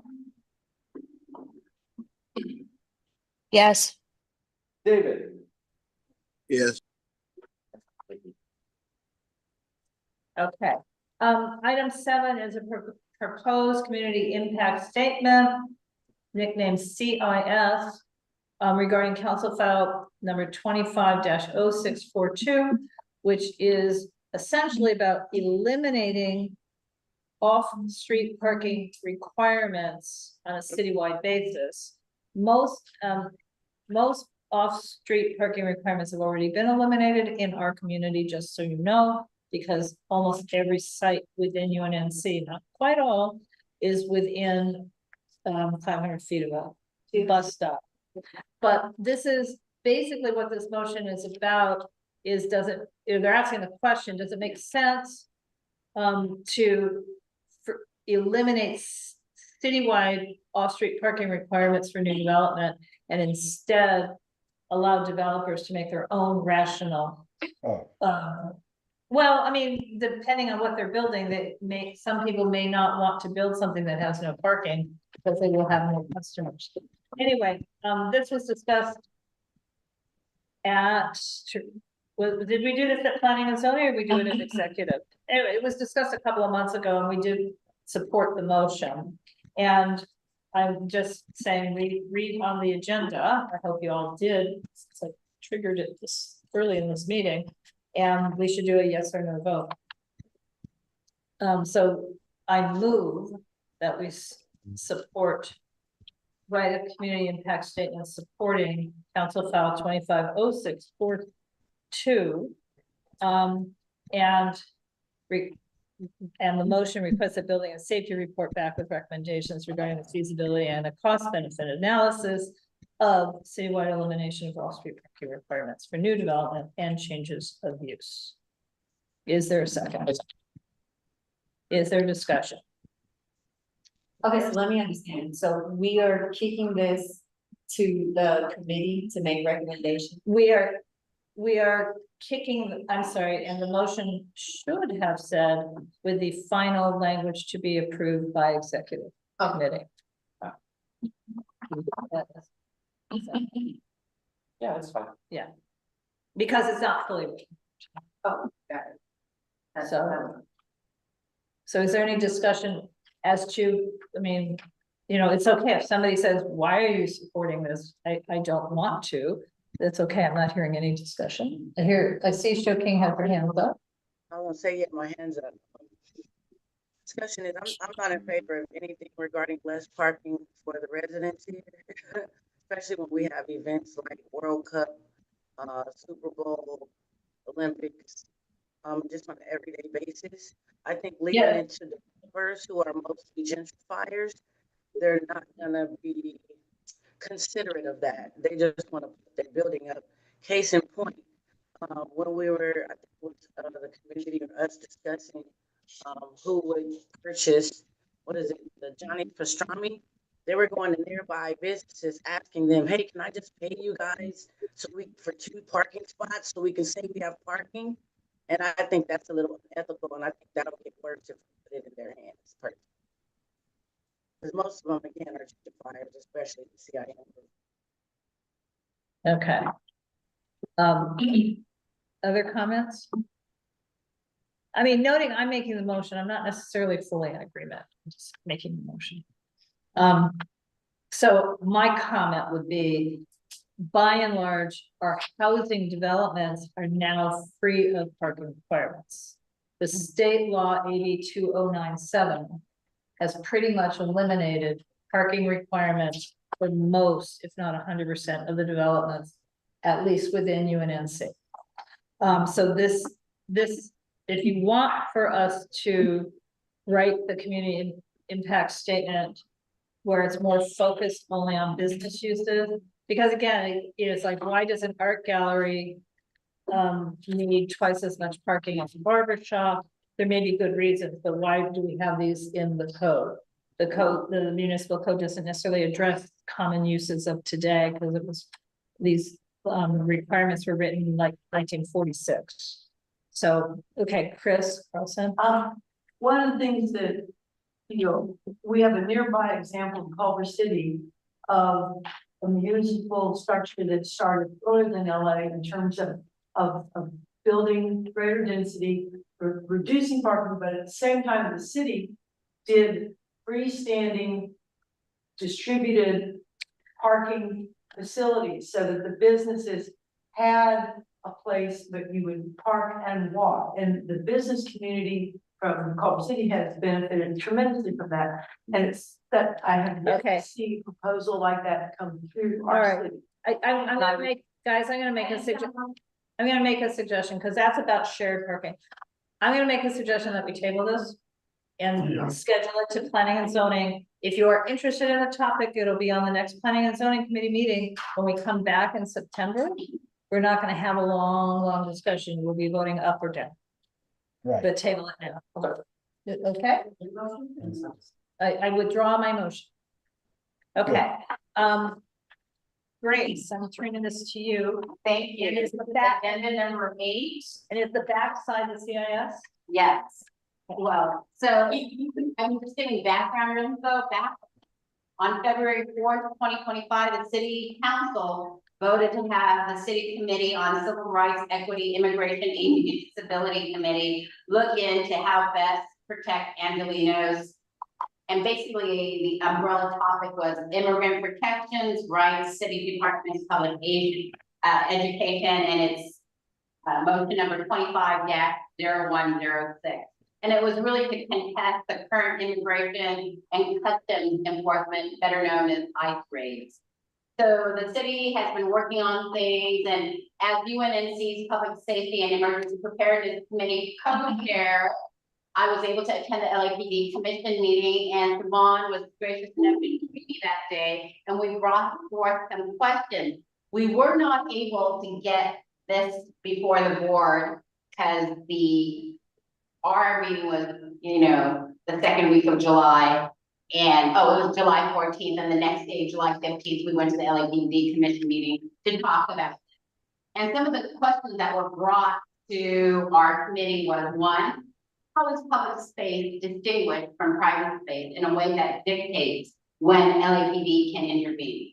Question number two, it seems that the cases of hot pursuit by federal agents are deceptive and negative and negate private space privileges because the federal agents are not following our well-established American due process law. Federal agents are using guerrilla tactics, and we are acting as if there is nothing we can do. Please deeply consider how to protect people when federal agents are acting illegally under color of law protection. Where an arrest warrant may not exist, does the distinction between public and private space become immaterial? Third question, are there any designated safe harbors such as hospitals, schools, religious institutions where individuals can seek protection? Question number four, how can Angelenos help? What are our rights as private citizens to protest? So the request of this board tonight is to approve sending this to the council file, and it is, I will read, requesting that the city educate all city residents about the constitutional rights of everyone, including immigrants. Request that the guidelines elaborate and answer our 4 specific questions that I just read to you, and welcome additional informative answers to help inform people of our rights in light of disruptive ICE raids. That is the request. And then these are the 4. And I just read the 4. Right. Okay, so you move. I move. Thank you, Chris. Seconds. Discussion. Thank you for doing this. Yeah, bravo. Awesome. I'm not ready yet. I'm not used to this unanimity. Candace. Yeah. So Chris. Stan. Elizabeth. Hunter. Yes. Laura. Yes. Joshua. Sorry, we kind of skipped past the discussion. Can I ask a quick question? Sure. Of course. Are we seeking the city to give us input on like due process issues, anti-commandeering issues, equal protection issues? I mean, we say constitutional issues, but are we actually honing in on the issues that are actually affected by this? Or are we just asking for a blanket statement from the city to weigh in on things that may not be pertinent? No, we want the city to tell us, the people, what our rights are. We seem to have been put into a hole where we're not able to do anything, and instead of having the city be responsive to all Angelenos, they've just sort of abdicated and not been very articulate about what our rights are. And that's what we're asking, to clarify from the city attorney's office what can and should be done, Right. especially when it pertains to LAPD. Right. But it also, this is Laura speaking. One of the questions that we talked about at the Public Safety Committee meeting was, for example, this meeting, those of us sitting here in the community room, we are in a private building, but we're in a public meeting. So if somebody ran in here, would they be safe from somebody, following them? Or is this a public set? I mean, we don't know the answer, but because it's confusing. So, we know that there's now a court order that was violated pretty quickly. So that's not exactly what this is addressing. We're really just trying to get to the core of what is a public space, what is a private space, what, et cetera, et cetera. That's what these questions are. We're asking them to do this, And not necessarily expecting them to give us a response. right, but so that we can do something. Thanks for the clarification. Yes, condition on we actually bring up the actual constitutional issues that are affected by these questions. Again, equal protection, anti-commandeering clause, due process. I mean, they're pretty clear. as far as the questions are concerned. Right, well, I guess what I'm trying to say is, Laura is speaking, what we'd like to do is vote, maybe we just change it to voting on this in concept, and if Josh wants to give you some further ideas, or are you done? It sounded like you said yes, and we're moving on with the next. Okay. Table. Okay, then moving on, are we ready yet? Okay, Call that question. that was the yes from Josh Woodland. Show, We're voting. We're voting now. Oh, yes. Yeah.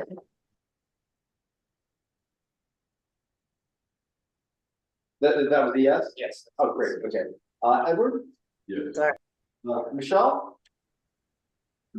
Yes. Grace? Yes. I'll be a yes. Kareem? Yes. Michael? Kimber? Yes. Chris? Yes. Siobhan? Yes. David? Yes. Alright, motion passes. Okay, number 9 is update regarding the DCR cannabis application for 2181 West Venice. There was a hearing today. Michael was unable to go. Kareem, do you happen to know what happened? Kareem? Oh, no, I don't. Okay, so I'm gonna table that possibly just a little later into the meeting, because if there's somebody I can call while we continue on in the meeting. Number 10, update, possible parks, green space conversion, usage for city-owned parks within UNNC. Teresa, would you, Caesar's gonna talk, but can you drive a little bit? Because I want to call about the cannabis. Yeah, but I don't, okay. Caesar, why don't you start talking, and I'm gonna identify things we can show while you're talking. If you're here. Yes, I'm Still. here. Sorry, Can you give us- I wasn't sure I was gonna speak. Would you like me to present? Yeah. Well, what I'd like you to do is give us a little update from what you've been doing on the most, the things that you've been doing, and then I'm gonna, Teresa brought up something else, different motion last night that we discussed at planning and zoning. So there's a number of different initiatives, but let's start with you, because you've got the macro picture of what you are doing. Sure. Okay, thank you. Okay. Yeah, no problem. So I've been trying to get just a park in the neighborhood, the closer to the Crenshaw Jefferson or Crenshaw Expo area, since we're really park poor. There was a map created by the public trust land that showed that we are one of the poorest park poor neighborhoods, not just in LA but the nation. So I started looking around, started talking to a couple nonprofits like the Trust for Public Land. I'm blanking on the other names, but a couple of nonprofits, and I went to the mayor's office. I talked to people from our council member, no, not the council member, the assembly member. People from them, and then they'll kind of say like, why haven't you talked to Hakeem from CD10? And I'm like, well, I don't know how to, like, so finally I got a meeting with the council district, with the city planning for the District 10, and we got a meeting, and they're very understanding, and they are willing to work with us. So they're like, they're gonna give us another meeting to see where we are. And as of last week, I noticed that they're proposing more parks in the neighborhood. So I'm very, very happy about that. So that's the work we've been doing, and just a lot of emails going back and forth about getting something. And the city, the parcels that we're looking into are right next to the West LA Church. West Angeles Church, I'm sorry. And between that and the gas, the SoCal Gas headquarters, there's 3 parcels that are city owned. One is mainly used for general services, and it's for maintaining their vehicles, the yellow trucks. Another one it used to be the annex to the dog shelter. But it doesn't seem to be used that way anymore. And I've been talking around like, so what is this for now? And no one really knows anymore. Even Hakeem was kind of confused about what it's used for. So we're trying to figure that out. And it looks pretty abandoned, like only like 3 cars parked there every now and then. So it's mysterious. So that's where we are. And it would be also a connection to the train stop to the neighborhood, the Crenshaw stop, since it's a weird walk to get to the train station from there. Yeah, anything else? Any Yeah, questions? Caesar just said if you saw email today, Lanet's trying to set up the meeting on the 18th. Yes, I saw it, but I haven't been able to reply. But no, but they're excited, so we like that they're excited because they have lots of money for parks. Yeah. So, so Teresa then brought to our attention, I'm gonna share the screen, a new motion from Heather. That's not the uniform. No, it is not. So I may not have all the images, I'm sorry to say. So on July 30th, our councilwoman put forth a motion, and she did list a lot of the statistics from the Trust for the Public Land that Caesar was just talking about. In order to address the lack of park spaces in Council District 10, the Department of Recreation and Parks to explore the development of a park at 2827 Expo Park Place. And it's 2 lots. You don't have. I do have that one, right? I just, everybody, this is the motion, it's in your agenda packet. And we may want to, again, do a motion from here to write a to send to executive. But I'm gonna stop this share because you guys are probably much more interested in pictures. Yeah, that's neither of that. Hey, go ahead, Teresa, just keep talking, I'm gonna find it. Anyway, so is this lot here?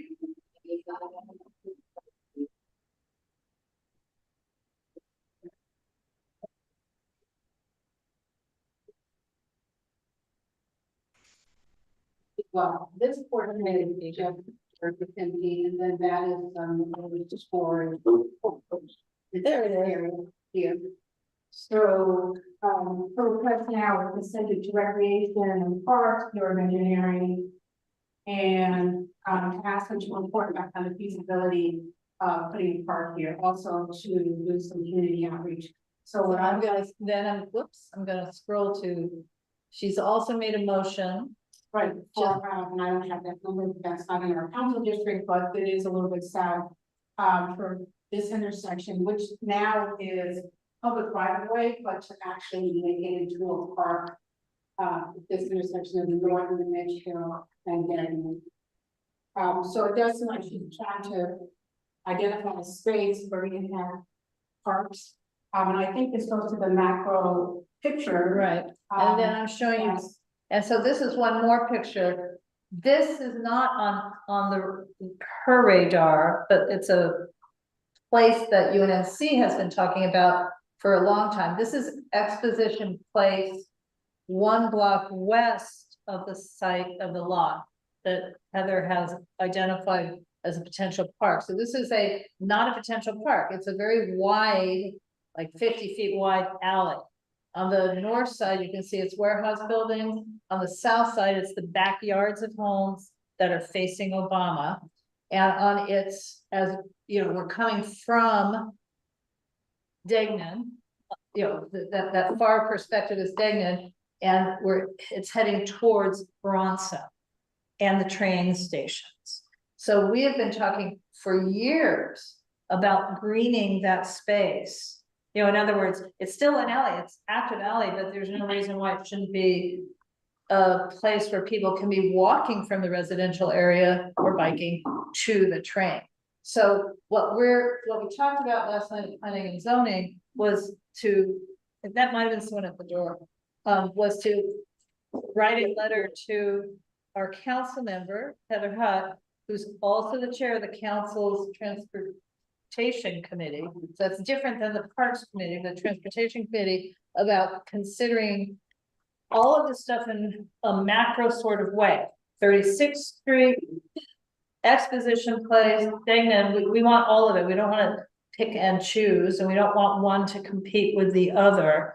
But adding this exposition place, because it's actually just as 36th Street is within the first mile, last mile of the two stations, the Expo station and the Crenshaw K-Line station. So we want to kind of maybe look at the whole picture. And I suppose there might be something in the neighborhood council to our west that we're not paying attention to that we ought to when we say look macro. But anyway, that's what we're talking about. So we'd like to be given permission to write a letter that we haven't drafted. Well, in particular, the CIS. And a CIS on the motion. So this, yeah, so I'm gonna stop this. We're gonna go to stress. I strongly support any effort to grab and green spaces for parks. In a parallel path, it may not be widely known, there's something in the city called a joint use agreement. And they actually, this exists with LAUSD. There are parks and playgrounds. I renovated a whole playground in West LA. And we had a joint use agreement so that that space became a public community space after school hours. Recently, Pio Pico has a joint use posted on their billboard, I mean, on their fence there, right at Arlington. And so I would suggest while these kinds of things go forward, that there may be a talk to Ms. Head about a comprehensive engagement with LAUSD, because we have schools and playgrounds scattered through this area. You already have the land, you already have some of the infrastructure. It's low hanging fruit and it can happen, you know, with just there's already a pathway for it to happen. So I just wanted to share that because I don't think that's widely known. Okay, that's great. So Teresa is, oh, Cheryl has her hand up, sorry. Cheryl? I was literally just trying to locate the locations on the map. I have my maps pulled up here. I'm just trying to make sure I'm. Okay, so if you can get to Crenshaw, if you're looking at your map, and the exposition and the train on exposition itself. Right. 1 block south of the train is Exposition Place. 1 block north of Exposition is 36th Street. So what we're looking at are sites going east from Crenshaw, between 1 block and 3 blocks east of Crenshaw, on 36th Street, which is north, on Exposition Place, which is south, and then a little bit farther south on Daniel, on that turn, whatever that intersection is. Well, the that's the motions is Exposition Place. It's 2 blocks, 2 long blocks east of that 2827. Yeah, the lot that Heather identified is on the corner-ish of 9th Avenue, no, 1 block east of 9th Avenue or on 9th Avenue? Yeah. It's 2827. 2827. I know it does, because It says both addresses. yeah, it says both addresses. Right, but anyway, they're all within the first mile, last mile of the train stations. That's kind of the point of Expo and Crenshaw K-Line. So the motion, I guess, to make this singular would be to prepare a letter to Heather Hutt regarding a macro overview for parks and green space in this area, and a community impact statement specific to council file number 250846 to be approved by executive committee. Yes. And that is the motion. Is there a second? Candace? And not to close them off too, like there's some parks that have gates where it's not accessible. So they're not gonna build them for the community and then close them off and gate them off from us to enjoy them, right? Specifically talking about. Well, the whole point is not to gate them off, but to make it accessible to the community. Okay, just wanted to clarify that, thank you. Yeah. Yeah, what we're trying to do is allow the community to have more green space and recreation space to walk to and through. says Laura for Mr. AI there. Okay. Perpetuated biases, it's Samuel. I You made the motion, was there a second? yeah, Candace. And also, yes. Getting ahead of yourself there. I Yeah. haven't even called Well, on it. okay, I'm gonna vote yes, too. I'm gonna call Okay. Steve Wallace to find out my with Candace. He wasn't making the attendance meeting, so I don't have the, I'm still gonna call Zoom, I There you think everyone else be done, so, will you? Kansas, yes, or Chris? Yeah. Elizabeth? Yes. Hunter? Yes. Laura, yes, Joshua? Yes. Joe? Let's go green, yes. There you go. Edward? Michelle? Yes. Grace? Yes. I'm a yes, Kareem? Yes. Michael, Kimbrough? Yeah, yes. Chris? Yeah. Yvonne? Yes. David? Yes. And the motion passes.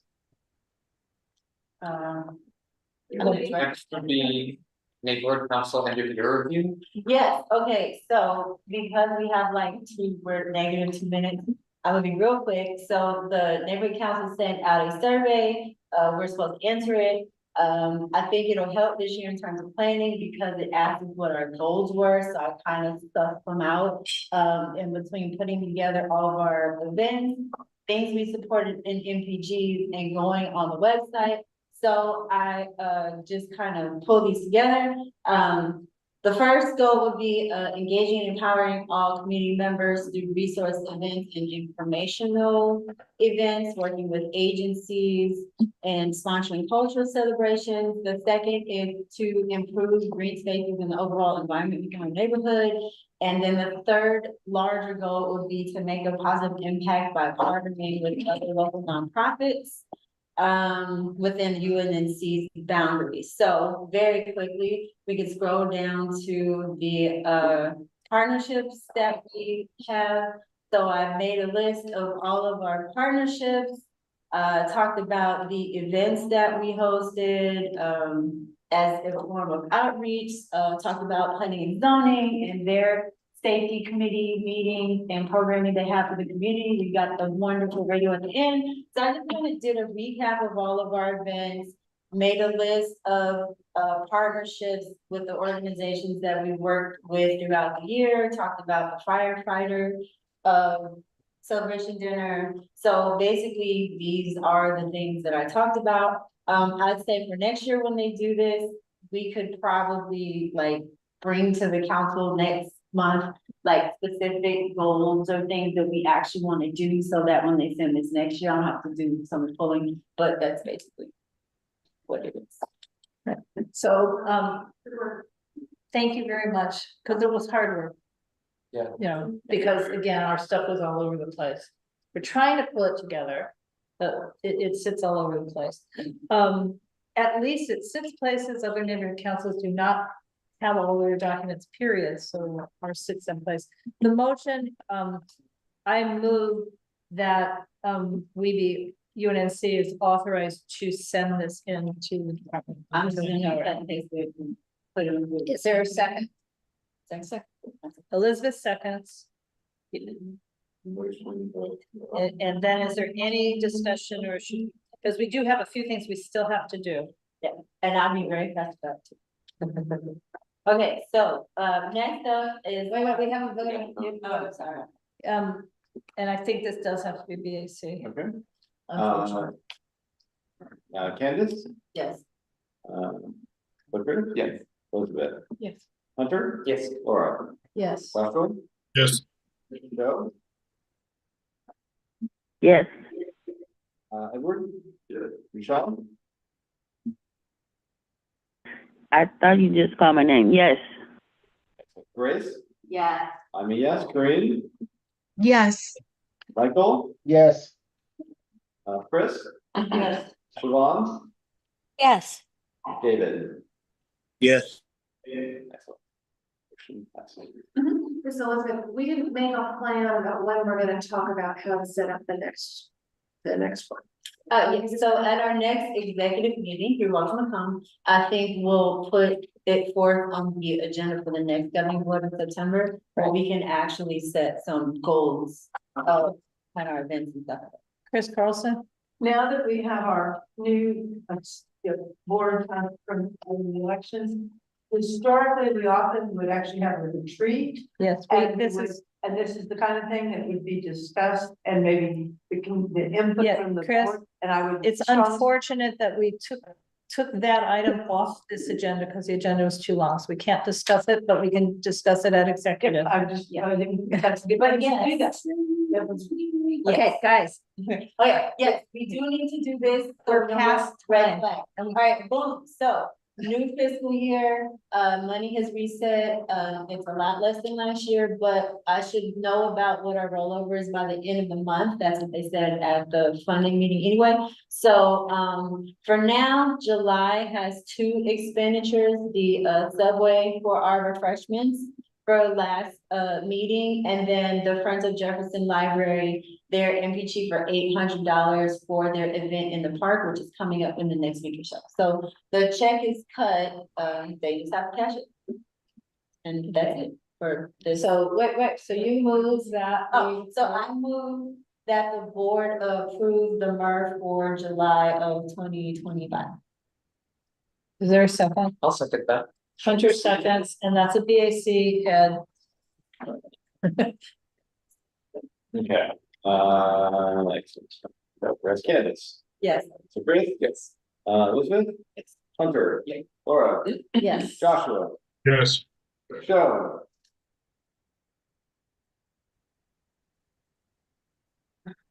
Show? Michelle? Yes. Grace? Yes. I'm a yes. Kareem? Yes. Michael? Yes.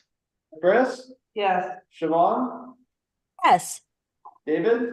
Yes. Show? We're done. Motion passes. Okay, planning and zoning, I'm just gonna really go through quickly, because these are more reports than anything else at the moment. So, planning and zoning, little I, 1638, 1640 South Bronson. We are not dealing with that tonight as an action item, but just FYI, there's confusion on the part of the applicant, even as to what they've applied for. They still are calling it 81, but they're not eligible for 81. 81 being the mayor's executive order that allows them to waive all kinds of things. That's probably Steve, he'll probably be back. But planning and zoning committee decided we're gonna do more outreach to the planning department before coming back here. We, number 2, follow up to previous cases, letter regarding the Hidden History Museum. We voted to support the application. They've been asking for our letter, but the case is on hold with the planning department. So we've withheld the letter because our policy in general is not to submit a letter to the planning department too far in advance in case the planning department puts in things that we hadn't considered, then we'd have to vote again. But in the meantime, they started operating the parties. And so, what I've been asked to do by neighbors is to write a letter that still reflects our approval, but which says that our approval is contingent on them actually following all of the rules and repeating the rules. So that's the letter I'm gonna draft. And we'll again send it to executive for final unless there's objection here. No. Okay, no. And then last, not least, second to last, not least, Metro's got a 28 by 28 initiative. That's the name of it. So it's 28 projects by the year 2028 for the Olympics. One of which that's still pending is impactful to UNNC. It's a proposal to make Venice Boulevard and Olympic Boulevard 100% bus of some sort for the Olympics. Yeah, but rapid bus lanes for the Olympics to move people from Venice to downtown. I mean, it makes it sensible, but then now there's talk about making it permanent. And that does not seem very sensible for our neighborhoods that are bounded by them. Permanently just bus only? Is that what you're saying? Or major rapid bus lanes, which would interfere with the existing, as we've heard about on Pico, the existing plan that we have the dedicated bike lanes. I mean, in other words, it's contrary to what's been adopted. So, again, a letter of question that we'll do via executive, if you guys don't mind. Last but not least, does anybody want to be a budget rep or a representative to the South LA Alliance of Neighborhood Councils? And if that's gonna be a long conversation, we'll table it. Nobody's even raised their hand. Okay, so we're gonna adjourn. We're gonna adjourn. There's leftover pizza. Take some. There's cake. Please God, take some. I haven't touched my cake, but there's another cake that's untouched up there. Thank you, everybody. Thank you. Thanks, everyone. Happy birthday, Laura.